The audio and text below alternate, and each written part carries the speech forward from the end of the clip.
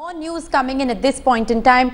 The latest on the guest gate scam. The Supreme Court has asked Prashant Bhushan to reveal the source of the guest register that has pointed to the alleged links between the Supreme Court has pointed to the alleged links, in fact, between Ranjit Sinha and all of those people who were mentioned in that visitor's diaries. The Supreme Court has asked Prashant Bhushan to reveal the source of the guest register from Ranjit Sinha's residence. The name of the whistleblower is to be put in a sealed envelope and given to the Supreme Court. The Supreme Court says that they will not pass any order unless this is done. Prashant Bhushan says that he will consult the whistleblower and get back. Ranjit Sinha has questioned the existence of the real guest register. Well, this is the latest news that we are in fact getting in from the Supreme Court. And to put this in perspective, my colleague Jaskirat Singh Bawa is joining me live from the national capital. Jaskirat, the Supreme Court, they're asking Prashant Bhushan to in fact disclose the name of the whistleblower. Is he obliged to do so? Well, the Supreme Court rules say that if any affidavit is submitted, then the source of the documents mentioned in the affidavit is also going to be submitted. This was the argument of Ranjit Sinha's lawyer, Mr. Vikas Singh, and this was countered. This is in fact given some strength today when the court actually deliberated over this question over at least half an hour to 1 hour on whether or not the source can be revealed. Now, they have asked Prashant Bhushan and said that we need to know where you got this from. You may submit the name in a sealed envelope. Prashant Bhushan vehemently opposed this move, initially saying that the concept of whistleblower was brought into place so that people can anonymously tip off to any wrongdoing being done in their department. But now he is supposed to submit this in a register, in a sealed envelope before the 22nd of September. Well, absolutely. And Jaskirat, we're given to understand that it is only after Prashant Bhushan in fact reveals the name of that whistleblower in that sealed envelope to the Supreme Court that the matter can only go forward. So until that actually happens, it's advantage Ranjit Sinha in the court today.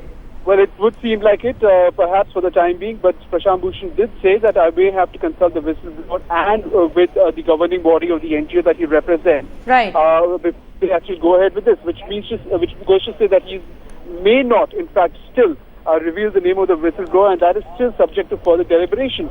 We don't know whether the Supreme Court will buy into his argument if at all he does not come up with the name of this whistleblower. Maybe he's able to convince the Supreme Court that that name is not relevant or the whistleblower does not feel safe. All that is a matter of wait and watch till the next date of hearing.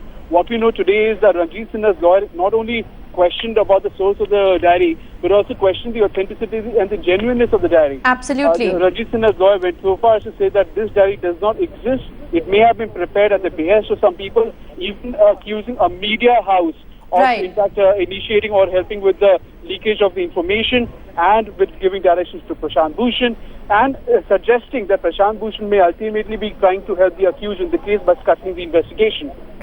But also, Jaskirat, this does point to the larger question of whistleblower protection in the country. Now, with the Apex Court demanding the name of the whistleblower to be put in that sealed envelope and to be in fact submitted to the court, it does raise the larger question of whistleblower protection in the country. Very interesting for you to bring that up, Rishika, because that's exactly the point that Prashant Bhushan was mentioning. That the government, as per a notification, is supposed to initiate protection for whistleblower. There is a draft bill which is pending, but the bill hasn't been passed by the parliament yet, which is also with regards to that. He also brought up certain cases where the Supreme Court had also observed the sanctity of a whistleblower and how important it is for sometimes the identity to not be revealed, which is why the Supreme Court has said don't name him openly, but just for our satisfaction, because we want to check on the veracity of the information that is being brought in. There are some serious allegations against the constitutional body as quasi the CBI, which is the premier investigating agency, and the CBI Director, which is why for our satisfaction we need to know the name. The Prashant Bhushan also argued that the name can only be revealed only if the court has no other way to check on the veracity or the authenticity of the document submitted. It seems like the Supreme Court has chosen this manner to check on the veracity of the document submitted. Well, absolutely. The Supreme Court, they're demanding Prashant Bhushan to reveal the source of that guest register.